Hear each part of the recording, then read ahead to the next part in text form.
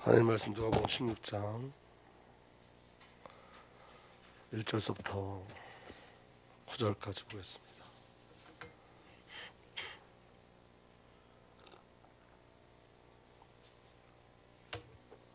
누가복음 16장 좀 마스크를 좀 벗을게요. 누가복음 16장 1절서부터 9절까지 제가 한 절을 여러분들 한 절 읽고 그렇게 교독하겠습니다. 또한 제자들에게 이르되 어떤 부자에게 청지기가 있는데 그가 주인의 소유를 낭비한다는 말이 그 주인에게 들린지라.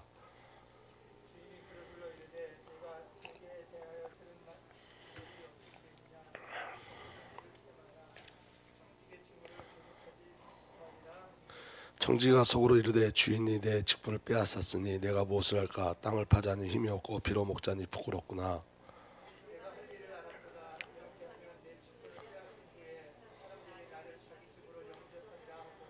주인에게 빚진 자를 일일이 불러다가 먼저 온 자에게 이르되 네가 내 주인에게 얼마나 빚졌느냐.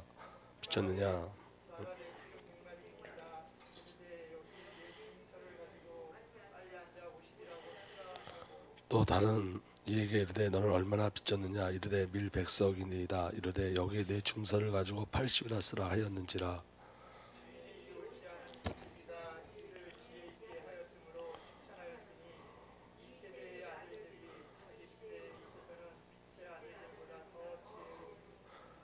함께 있습니다. 내가 너에게 말하노니 불의의 제물로 친구를 사귀라. 그러면 그 제물이 없어질 때에 그들이 너희를 영주할 처소로 영접하리라. 아멘. 기도하겠습니다. 아버지 하나님, 연약한 종에게 은혜를 주시고 모여진 자들에게 은혜를 주시고 함께 인터넷으로 예배드리는 모든 자에게 은혜를 주셔서 오늘 우리에게 아버지의 마음이 옮겨지게 하여 주옵소서. 우리 주님 예수 그리스도의 이름으로 기도하옵나이다. 아멘. 여러분, 성경의 가장 중요한 건 뭐냐면 하나님이 저와 여러분을 향한 것들을 보는 거예요. 하나님이 저와 여러분을 행하신 그 일들을 보는 은혜가 저와 여러분들에게 일어나길 예수로 축복합니다. 그러니까 여러분, 하나님 편에서 저와 여러분들이 하나님 행하신 그 일과 그 은혜 가운데 온전히 들어가길 예수로 축복합니다. 오늘 이제 아버지의 마음에 대해서 우리가 주일날 말씀을 하는데 다시 한번 그 말씀을 확인할 텐데, 왜 그러냐면 여러분, 계속 제가 요새 말씀을 계속 반복하고 있거든요. 여러분들도 아실 거예요. 여러분, 전했던 말씀을 또 전하고 전했던 말씀을 또 전하는 거 뭐냐면 이 말씀이 영과 생명으로 우리 안에 들어와야 되기 때문에 그래요. 그 이 말씀이 영과 생명으로 우리 안에 들어와서 그 말씀이 우리 인격이 돼야 돼요. 하나님의 인격이 나의 인격이 돼야 돼요. 나를 덮으셔야 돼요. 그때 하나님의 일들이 진행되고 하나님의 역사가 누려지고 나타날 줄 믿으시길 예수로 축복합니다. 오늘 여러분, 청지기를 향한 하나님의 마음이 뭐냐면, 그리고 그 빚진 자들을 향한 하나님의 마음은 뭐냐면, 첫 번째는 은혜를 허비하지 말라는 거예요. 청지기에게 주신 메시지가 뭐냐면, 이 청지기가 자기 재산을 낭비한다고 하는 소문을 듣고서 그랬거든요. 주신 은혜를 여러분 허비하지 말고 낭비하지 마시길 바랍니다. 다시 말하면 여러분, 비본질의 삶을 살지 마시고 본질의 삶을 사셔야 돼요. 본질은 복음이고 비본질은 나예요. 그래서 여러분, 나를 목적하는 삶은 허비하는 삶인 거예요. 그래서 여러분, 이게 분별되신 은혜가 일어나길 예수로 축복합니다. 그래서 여러분, 나를 계수하시는 삶을 사셔야 돼요. 한 날 한 날을 계수하셔야 돼요. 여러분, 그리스도가 언제 오실지 모르거든요. 근데 여러분, 한 날 한 날 주 앞에 계수해서 그 나를 허비하지 마시기 바랍니다. 그래서 여러분, 때를 아끼라 그랬어요. 때를 아끼라. 여러분, 우리에게 주어진 모든 시간이 하나님의 절대적인 은혜의 빔으로 누려지길 예수로 축복합니다. 그래서 여러분, 정말 이기적인 삶은 뭐냐면 그리스도 안에 거하는 거예요. 하나님의 뜻 안에 거하는 거예요. 여러분, 신앙 고백이 너무 중요하거든요. 기도 제목이 너무너무 중요하죠. 우리 주은혜교회가 10만 성결을 놓고 우리가 기도하기 시작했다는 건 큰 응답이에요.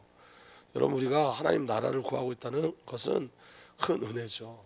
그러니까 여러분, 이건 하나님의 몰아가심이에요. 하나님의 몰아가심이에요. 우리가 이전에 담지 않았던 기도잖아요. 그런데 우리가 이제는 우리 안에 10만 선교사가 일어나길 소원하고 열방이 일어나길 소원하고 교회가 세워지길 소원한다는 것은 우리가 본질의 삶에 자꾸 이끌려 가고 있다는 거예요. 그런데 여러분, 이전에는 우리의 생각과 우리의 기도 제목은 전부 다 뭐였죠? 나였어요. 나. 저도요, 제 기도 제목은 전부 다 나였었거든요. 근데 하나님께서 은혜를 주셔서 여러분, 기도를 갱신시켜 주세요. 바꾸세요. 그래서 나를 목적하는 기도가 아니라 하나님 나라를 요구하는 기도로 점점 바뀌어지게 돼요. 그러니까 그게 은혜죠. 그러니까 여러분, 우리가 은혜 속에 들어가면 우리 인생을 나를 목적하지 않습니다. 나를 목적하지 않습니다. 아멘. 그래서 정말 이기적인 삶은 뭐예요? 그리스도 예수께 돌아가는 거예요. 예수 안에 있는 거예요. 예수 안에 모든 것이 다 있어요. 그리고 하나님은 청지기를 부르시는 은혜는 뭐냐면 관계를 회복하자는 거예요. 은혜를 회복하라는 거예요. 여러분, 하나님 우리의 열심을 요구하지 않으세요. 하나님 저와 여러분들의 관계를 요구하세요. 아멘. 그래서 요한계시록 2장 2절부터 3절 보면 이렇게 돼 있어요. 나는 내가 한 일과 내 수고와 인내를 알고 있다. 또 나는 내가 악한 자들을 참고 내버려둘 수 없었던 것과, 이거 좋은 거잖아요, 그죠? 나는 내가 한 일과 내 수고, 에베소 교회 수고와 인내를 알고 있어요. 너무 좋은 거예요. 또 나는 내가 악한 자들을 참고 내버려둘 수 없었던 것과, 사도가 아니며 사도가 자칭하는 자들을 시험하여 그들이 거짓말쟁임을 밝혀낸 것도 알고 있다. 다시 말하면 영적 분별력도 있었어요. 거짓 선지자들이 들어오지 못하게 했어요. 너는 참고 내 이름을 위하여 고난을 견뎌냈으며 낙심한 적이 없다. 완벽한 신앙 같잖아요. 그런데 그 다음에 뭐라 말씀하시냐면, 너에게 남아날 것이다. 그것은 내가 처음 사랑을 버린 것이다. 사랑이 없으면 다 꽝이라는 거예요. 전부 다 꽝이라는 거예요. 그러니까 하나님 우리에게 요구하는 건 여러분 관계예요. 여러분 관계. 그러니까 여러분, 하나님은 우리의 남편 되시고 우리 주 예수 그리스도 우리 신랑 되신 줄 분명히 믿습니다. 아멘. 근데 여러분, 신부가 사랑 없이 신랑을 위해서 아침 저녁 아침을 지어주고 점심을 지어주고 저녁을 지어줘도 아무 의미가 없는 거예요. 그거는 사랑이 없이 일하는, 신랑을 위해서 남편을 위해서 일하는 것은 남편에게 어떤 힘을 주거나 감동을 주지 못해요. 그건 여러분 부부가 아니라 종살이하는 거예요. 그러니까 여러분, 하나님 우리에게 요구하는 건 뭐냐면, 나는 너희를 종으로 불러내지 않고 아내로 불러내고 신부로 불러냈다는 거예요. 그러니까 여러분, 가장 중요한 게 뭐냐면 관계가 회복되어지는 거죠. 그래서 여러분, 열심히 헌신하는 것보다 더 중요한 게 있어요. 그게 뭐냐면 관계가 회복되어지는 거예요. 관계, 하나님과의 관계. 그래서 여러분, 우리가 무심코 그냥 내가 하나님을 사랑합니다, 이게 얼마나 중요한 고백인지 몰라요. 여러분들 오늘 하루를 지나면서 하나님 감사합니다, 내가 하나님을 사랑합니다, 주님을 사랑합니다, 내가 예수님을 사랑합니다, 이 말이 얼마나 하나님의 기쁨인지 몰라요. 하나님은 그 관계 속에서 우리의 열심도 우리의 성실도 헌신도 나오길 원하시지, 관계가 없는 헌신, 관계가 없는 열심을 하나님 요구하지 않으신다고요. 왜냐하면 여러분 잘 들어보세요. 관계가 없는 열심과 헌신은 보상을 요구하게 돼 있어요. 우리가 여러분 자녀들을 키울 때, 내가 이 자녀를 잘 키워갖고 이 다음에 내가 늙으면 이 자녀들이 나를 부양하겠지, 그거 갖고 키우지 않잖아요. 보상의 심리를 갖고 키우지 않잖아요. 우리가 자녀를 키울 때 어떻게 키워요? 그냥 자녀를 사랑해서 자녀가 원하는 모든 것에 목적을 두고 키우죠. 근데 여러분, 만약에 우리가 어떤 하나님 앞에 관계에 대한 비밀을 놓쳐버리고 저와 하나님이 열심히 있고 충성도 있고 헌신도 있다면 끝은 뭘로 가게 되냐면 보상을 요구하게 돼 있어요. 근데 여러분, 관계는 그 관계로 만족해요. 보상이 요구되지 않아요. 그래서 여러분, 우리가 예수 그리스도를 만나고 정말로 만나면 내가 주 앞에 드려진 걸 소망하게 돼 있어요. 믿어지는 은혜가 일어나길 예수로 축복합니다. 그러니까 그 비밀이 우리에게 있어야 돼요. 그래서 여러분, 하나님께서 하나님의 마음은 뭐냐면 관계를 맺자는 거예요. 그래서 누가복음 10장 8절에 주인은 그 불의한 청지를 칭찬하였다. 그가 슬그럽게 대처해야 했기 때문이다. 왜 칭찬했죠? 빛을 탕감해 주니까. 이제 비로소 아버지 뜻을 아는 거예요. 그 빛을 탕감해 주는 게 뭐죠? 그게 죄사함이에요. 그러니까 여러분, 아버지의 마음을 아는 거예요. 비로소. 여러분, 우리가 잘 아셔야 돼요. 우리 아버지 하나님은 저와 여러분들 뭘 요구하지 않아요. 아버지 하나님 저와 여러분들에게 요구하는 건 뭐냐면, 아버지 하나님과의 우리의 관계가 회복되어지면 아버지의 사랑을 전하게 되어지는 거예요. 그건 우리의 어떤 열심과 노력으로부터 나오는 게 아니고 은혜로부터 산출되어져 가는 거예요. 아멘. 그래서 뭐라 말씀하시냐면, 불의한 재물로 친구를 사귀어라, 이렇게 말씀하세요. 그리스도로 친구를 사귀시는 저와 여러분들 되길 예수로 축복합니다. 그래서 여러분, 저와 여러분들이 여러분 꿈에도 쏘는 영혼과 생명이 되셔야 돼요. 아멘. 그래서 여러분, 중요한 기도 제목이 선포되어지는 거예요. 여러분, 시간이 되어지면. 지금 제가 기도하는 건 뭐냐면, 여러분 대안학교를 놓고 기도하고 있어요. 정말 선교사를 키워낼 수 있는, 여러분 10만 선교사 중에 우리가 한 명을 키워내도 10만 선교 중에 하나잖아요. 100을 키워놔도 10만 선교 중에 100이잖아요. 우리 그 언약의 성취 속에 있는 거잖아요. 그게 얼마나 절대적인 은혜예요, 여러분. 하나님 우리를 쓰시고 사용하신다는 건데, 그거보다 더 놀라운 일이 어디 있어요, 여러분. 그것 때문에 여러분 우리가 뼈가 부서져도 되는 거예요. 저와 여러분들이 하나님의 순간의 목적을 이루어가는 것 때문에 저와 여러분들이 고난을 당한다면 그 고난이 은혜고 축복이라는 거예요. 믿어지는 은혜가 일어나길 바랍니다. 제가 이번 주에 어떤 생각을 했냐면 이런 생각을 했어요. 여기 만약 황보영철 형제하고 저하고 어떤 이렇게 안 좋은 사이다. 내가 황보현철 형제한테 상처를 줬다. 그러면 황보영철 형제에게 은혜는 뭐냐면 그 상처를 갖고 사는 게 은혜가 아니라 상처를 준 나를 사랑하는 게 은혜인 거예요. 무슨 말씀인지 이해가 되세요? 제가 요새 무슨 생각하냐면 여러분, 우리들에게 갈등이 있잖아요. 그 갈등 속에서 하나님의 은혜가 뭔지 확인하셔야 돼요. 하나님의 은혜가 뭐예요? 여러분 내가 용서할 수 있다면 그게 은혜예요. 내가 용서할 수 있다면 그게 내 안에 증거예요. 왜냐하면 용서는 우리 힘으로 되는 게 아니에요. 우리 노력과 우리 의지로 되는 게 아니에요. 애통한 마음을 준다는 것은 저와 여러분들의 어떠함이 아닌 거예요. 그러니까 여러분, 하나님은 어쨌든 그리스도 예수에서 모든 관계가 회복되기를 원해요. 그러니까 여러분, 그 관계 속에서 하나님은 영광 받으시는 거예요. 믿어지는 은혜가 일어나길 바랍니다. 그래서 우리는 여러분 다 빚진 자로 사는 거예요. 이제 이거 더 구체적으로 말씀드리면, 자 보세요. 큰 두 번째, 비유 안에 있는 아버지의 마음인데, 누가복음 15장 1절에서 3절 이렇게 돼 있어요. 세리들과 죄인들이 모두 예수의 말씀을 들으려고 그에게 가까이 몰려들었다. 바리새파 사람들과 율법학자들은 투덜거리며 말했다. 이 사람이 죄인들을 맞아들이고 그들과 함께 음식을 먹는구나. 그래서 예수께서는 그들에게 비유로 말씀하셨다. 여러분, 여기 지금 바리새인과 율법학자들의 시각은 예수님이 세리들과 죄인들과 함께 하는 것은 불법인 거예요. 여기 여러분 중요한 건 뭐냐면, 이 바리새인들은 죄인과 의인을 자기네 수준으로 구별해 놨어요. 자기네 수준으로. 근데 여러분, 누가복음 18장 9절부터 14절에 예수님이 또 다른 비유를 말씀하셨는데, 거기 이렇게 돼 있어요. 누가복음 18장 9절서부터 14절에 보면 이렇게 돼 있어요. 스스로 의롭다고 확신하고 남을 멸시하는 몇몇 사람에게 예수께서는 비유를 말씀하셨다. 두 사람이 기도하러 성전에 올라갔다. 한 사람은 바리새파 사람이고 다른 한 사람은 세리였다. 바리새파 사람은 서서 혼자말로 이렇게 기도하였다. 하나님 감사합니다. 나는 남의 것을 빼앗는 자나 불의한 자나 간음하는 자와 같은 다른 사람들과 같지 않으며 더구나 이 세리와는 같지 않습니다. 세리와 바리새인이 올라왔는데, 바리새인은 나는 세리와 같지 않다는 거예요. 나는 일에 2번씩 금식하고 내 모든 소득의 11조를 바칩니다. 여러분, 외형적으로 보면 신앙생활 너무 잘하는 거 아니에요? 외형적으로 보면 너무너무 신앙생활 잘하는 거잖아요. 도덕적으로 완벽해. 나는 남의 것들을 빼앗거나 불의한 자나 간음한 자와 같은 다른 사람들과 같지 않고 더군다나 세리와 같지 않고 일주일에 몇 번을 금식한다고요? 2번을 금식하고 11조를 내 모든 소득의 11조를 바칩니다. 외형적으로 보면 너무너무 의롭죠. 그런데 세리는 이렇게 기도해요. 그런데 세리는 멀찍이 서서 하늘을 우러러볼 엄두도 못 내고 가슴을 치며 하나님, 이 죄인에게 자비를 베풀어 주십시오 하고 말했다. 내가 너희에게 말한다. 의롭다고 인정받고서 자기 집으로 내려간 사람은 저 바리새파 사람이 아니라 이 세리이다. 누가 의롭다고 인정을 받았다고요? 세리가. 아멘. 하늘을 우러러 볼 엄두도 못 내고 가슴을 치는 그 세리가 의인이라고 의롭다고 인정을 받았다고요. 저 바리새파 사람이 아니라 이 세리다. 누구든지 자기를 높이는 사람은 낮아지고 자기를 낮추는 사람은 높아질 것이다. 낮아진다는 의미가 뭐죠? 죄인임을 깨달았다는 거예요.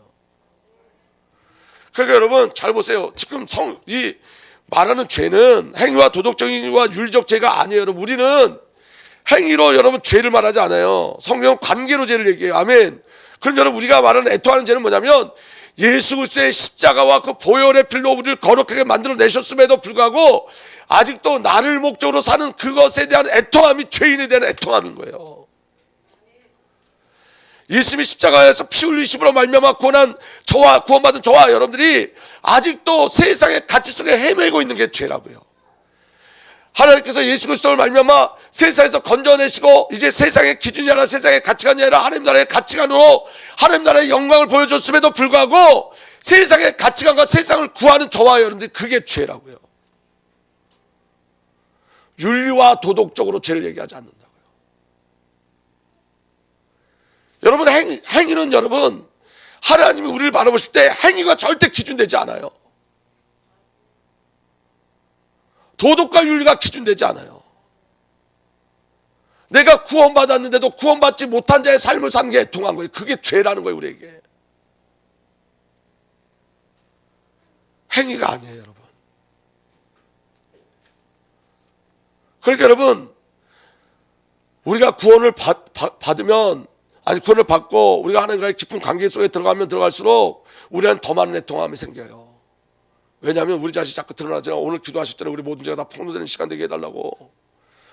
여러분, 우리 안에 나오는 건 다 죄밖에 없는데, 다 내 머릿속에 죄로 꽉 차 있는데, 내가 주님의 일을 한다 그러면서 내 뒤에는 내 동기가 숨겨져 있는데, 여러분 그거 가지고 애통해야 된다는 거예요. 그거 갖고 애통하지 않으면 도적놈이 되는 거예요, 여러분. 도적놈이 되는 거예요.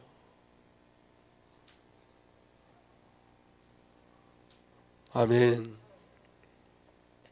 그래서 여러분, 우리 하나님은 저와 여러분들에게 가장 큰 은혜는 뭐냐면, 우리 하나님은 그 죄인인 저와 여러분들을 포기하지 않으신다는 거예요. 절대 포기하지 않으신다는 거예요. 그게 아버지 마음이에요. 오늘 여러분의 말씀을 들으면서 저와 여러분들 확인해야 될 게 뭐냐면, 여러분 우리의 확신은 뭐냐면, 그럼에도 불구하고 우리 아버지 하나님 나를 포기하지 않으신다. 그럼에도 불구하고 나조차 나를 포기하는데, 나조차 나를 미워하는데 우리 하나님 나를 미워하지 않으신다는 거예요. 그래서 우리를 찾아요. 누가복음 15장 4절에 7절 보면, 너희 가운데 어떤 사람이 양 100마리를 가지고 있는데 그 가운데 한 마리를 잃으면 9마리를 들에 두고 그 잃은 양을 찾을 때까지 찾아다니지 않겠느냐. 여러분, 첫 번째 여기서 한번 보세요.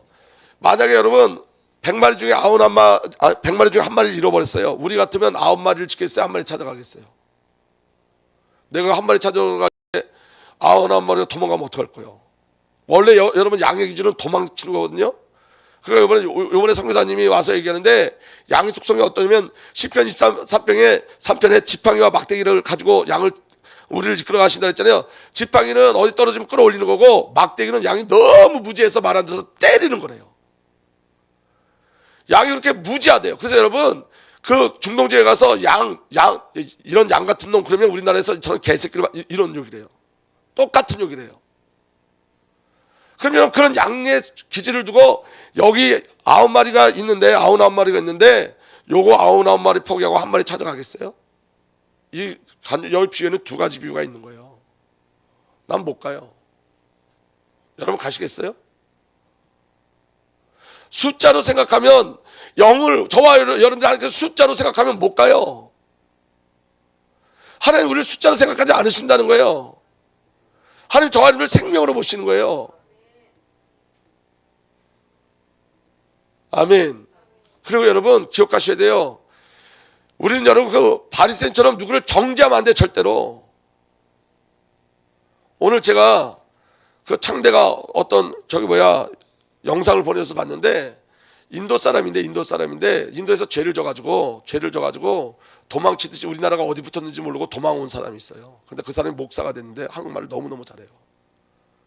근데 그가 마지막으로 어디를 돌아가려고 하면 인도로 돌아가려고 하는데, 그 아버지가 힌두교 선교사예요. 근데 그 아버지도 이제 예수 그리스도를 만나기 위해서 이제 성경을 보기 시작했대요. 그런데 거기 돌아가면 죽는 거예요. 핍박이 기다리고 있어요. 그래서 그 신학대학 교수들이, 너 거기 인도 가지 말고 우리나 여기에도 인도 사람이 얼마나 많냐, 여기서 복음 전해라. 아니 어떤 교수는 이렇게 얘기했대요. 네가 캐나다로 가자, 뉴질랜드로 가라. 거기 인도 사람들 얼마나 많으냐. 근데 거긴 돌아가지 말아라. 왜 그러냐면 너 식구들 데려가면 너 식구들 거기 분명히 죽는다, 고난당한다. 그런데 거기 가기로 결정했대요. 인도에서 나올 땐 도적놈이었고 강도였어요. 여러분 인생의 역전이 뭔지 아세요? 예수 그리스도 만나면 인생이 역전되어져요. 근데 어떻게 역전되어지냐? 주님의 피로에 쓰임받는 자로 역전되어지는 거예요. 반드시 역전되어져요. 여러분 오네시모가 이전에 쓸모없는 자였지만 지금 쓸모있는 자로 사도 바울이 고백하는 것처럼. 그래서 여러분 누구를 정죄할 수 없는 거예요. 하나님의 창조의 역사는 우리를 어떻게 만들어낼지 몰라요. 여러분 잘 보세요. 여러분 우리 주은혜교회에 하나님께서 부흥의 역사를, 모든 세대의 부흥의 역사를 줄 줄 확실히 믿습니다. 왜냐하면 단련시키고 가고 계셔요. 우리를 지금 하나님께서 단련시키고 가고 계세요. 제가 요새 생각하는 건 뭐냐면, 지금 저도 지나온 시간이 만만치 않았거든요. 그런데 여러분, 그게 너무 감사한 건 뭐냐면, 그 만만치 않은 시간, 육즙을 짜내는 시간이 없었다면 정말 이전에도 가짜였지만 더 가짜 됐을 텐데, 목적 없이 목회했을 텐데, 예수가 그리스도가 지식적으로 말했을 텐데. 주님은 우리를 포기하지 않아요. 주님은 저와 여러분을 숫자로 여기지 않으세요. 99대 1이냐 이렇게 숫자로 생각하지 않으세요. 아멘. 그리고 이렇게 그 잃은 양을 찾을 때까지 찾아다니지 않겠느냐. 찾을 때까지 찾아다니지 않겠느냐. 놓치지 않겠다는 거예요. 찾을 때까지. 찾을 때까지. 우리가 회복될 때까지. 우리가 그리스도 예수 안에 회복될 때까지 우리를 놓지 않으세요. 우리를 찾아다니세요. 찾으면 기뻐하며 자기 어깨에 메고. 아멘. 여러분, 저 상상해 봤어요. 내가 주님의 어깨에 메어진 내 모습을. 주님이 저를 어깨에 메고 가시거든요. 지금 집으로 돌아와 법과 이웃을 불러 모으고 나와 함께 기뻐해 주십시오. 잃었던 내 양을 찾았습니다. 이건 보통 이야기하는 거 아니에요. 우리를 찾은 주님의 기쁨은 여러분, 천사들도 춤추게 한대요. 우리 이전에 찬양했잖아요. 예수님 춤추시네. 한 영혼 돌아올 때 예수 그리스도 춤추시네. 아멘. 7절에 내가 너에게 말한다. 이와 같이 하늘에서는 회개할 필요가 없는 의인 99보다 회개할 필요가 없는 자가 누구예요? 바리새인들. 회개하는 죄인 한 사람을 두고 더 기뻐할 것이다. 여러분, 여러분들은 회개할 것이 없는 자들인가요? 회개하는 죄인인가요? 그래서 주님이 여러분을 찾아가신다고요. 우리가 말하는 죄는 여러분, 지옥 가는 죄를 얘기하는 거 아니에요. 그거 다 해결됐다니까. 아멘. 원죄, 자범죄 다 해결됐어요. 아멘. 그런데 여러분, 그 은혜를 받고도 내가 나로 사는 것. 그래서 매일 회개하는 거예요. 우리가 죄에 대한 여러분 고통이 없으면, 애통함이 없으면 그리스도 놓쳐요. 여러분, 구원의 확신이 뭔지 아세요? 죄인, 이 세리인 죄인처럼 하늘을 우러러보지도 못하는 것. 근데 너무 뻔뻔하게 산다고요. 우리가 십자가에서 끝났다고 너무 뻔뻔하게 살아요. 십자가 때문에 주어진 은혜가 얼마나 큰지 모르는데 그 은혜를 누리지 못하고 내 것으로 살아요.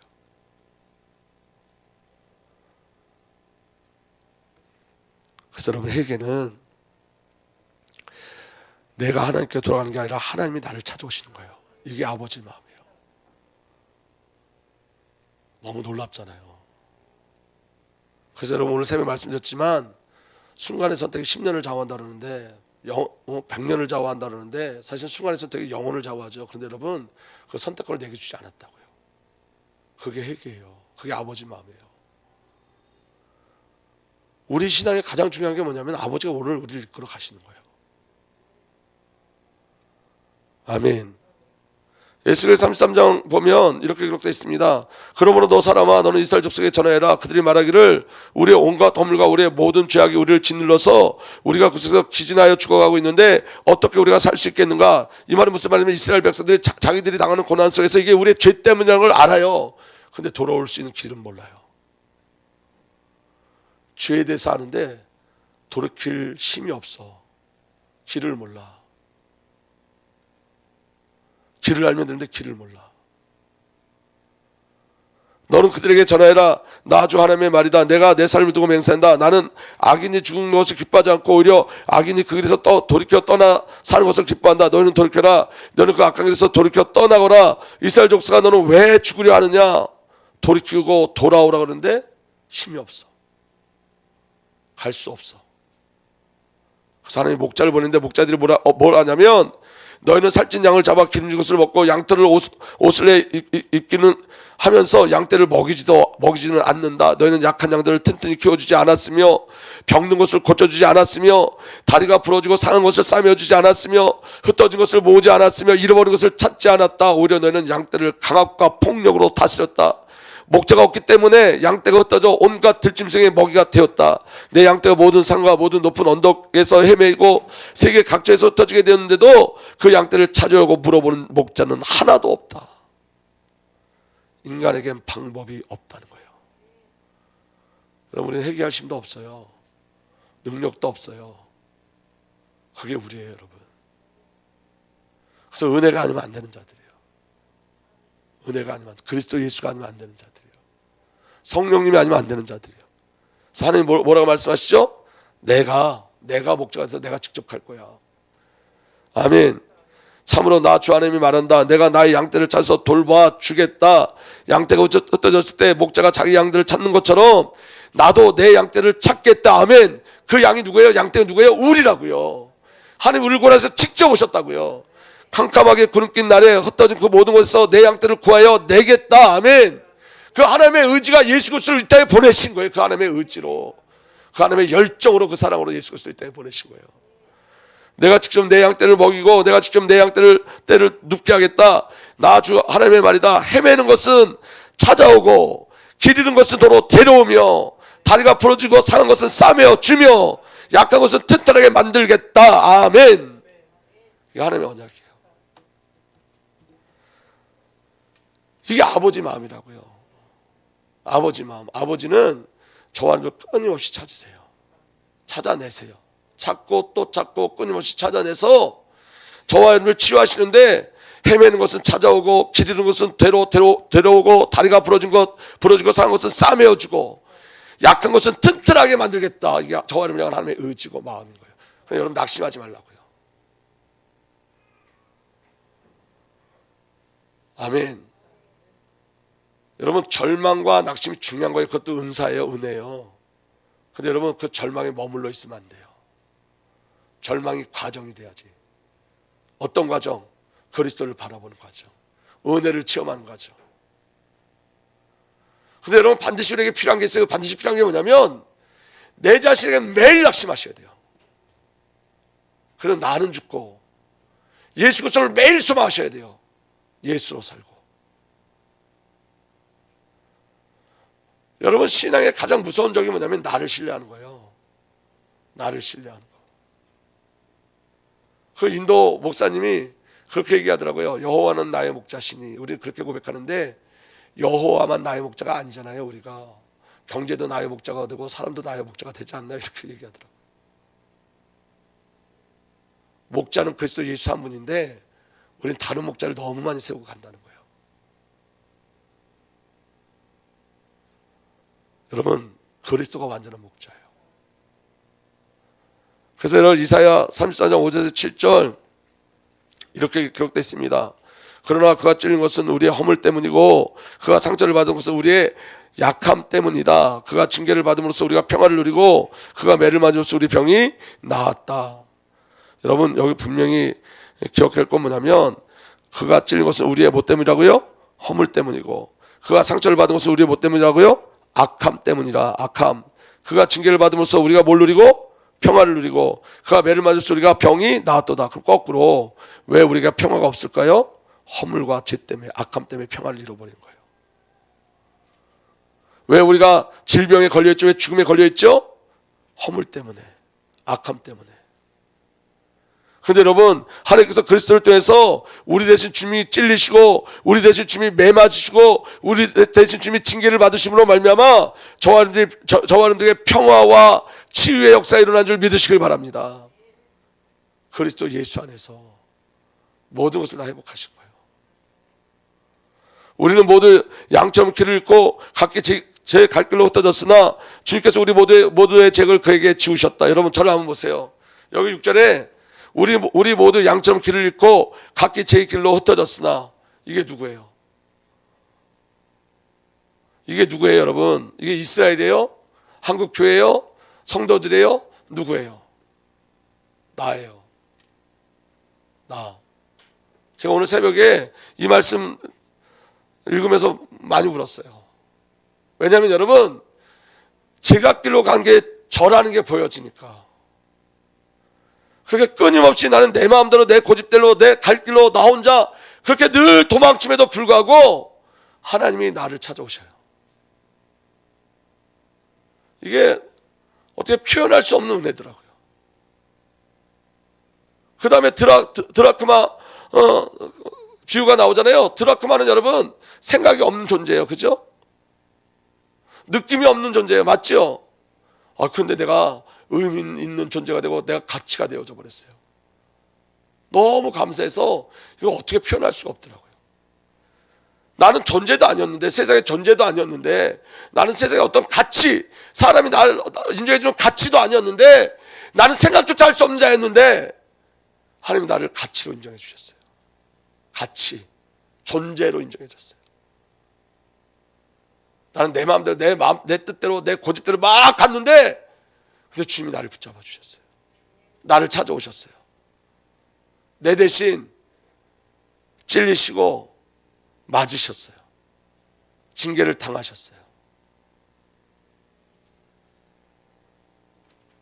여러분, 우리는 십자가를 놓치면 안 됩니다. 그 십자가가 나를 살린 거예요, 여러분. 믿으십니까? 7절 말씀 보면서 제가 계속 울었는데, 그는 굴욕을 당하고 고문을 당하였으나 아무 말도 하지 않았다. 나 때문에 굴욕을 당하고 고문당했는데 핑계가 없었어요, 우리 집에는. 이게 다 너 때문에 이런 말씀도 하지 않으셨어요. 마치 도살장으로 끌려가는 어린 양처럼, 마치 털 깎는 사람 앞에서 잠잠한 양처럼 끌려가기만 할 뿐 아무 말도 하지 않았다. 세상적 표현은 운명으로 받아들이시고요. 여러분, 예수님 이 땅에 죽기 위해서 오신 거예요. 여러분, 그렇게 주님 우리를 사랑하시고 주님께서 우리를 기뻐하시고 아버지께서 우리를 그렇게 추적하시는데, 우리가 우리의 인생을 산다는 건 너무 하나님 보시기에 악한 거예요. 그래서 여러분, 세리처럼 그 애통함이 있어도 우러러보지도, 하늘을 우러러보지도 못하고, 주님 나는 죄인입니다, 하나님 나는 죄인입니다. 우리는 그런 애통함을 다 잃어버리고 살아요. 왜 그런지 아세요? 여러분, 거꾸로 배워서 그래요. 거꾸로 배워서. 그 뻔뻔해지는 게 그게 확신을 거꾸로 배워서. 관계가 없는데 어떻게 여러분, 구원받은 우리가 나를 목적으로 내가 목적되는 삶을 살면서 어떻게 우리가 하나님 앞에 애통함을 갖지 못할 수 있어요? 그건 여러분, 우리 마음이 화인 맞은 거예요. 굳어진 거예요.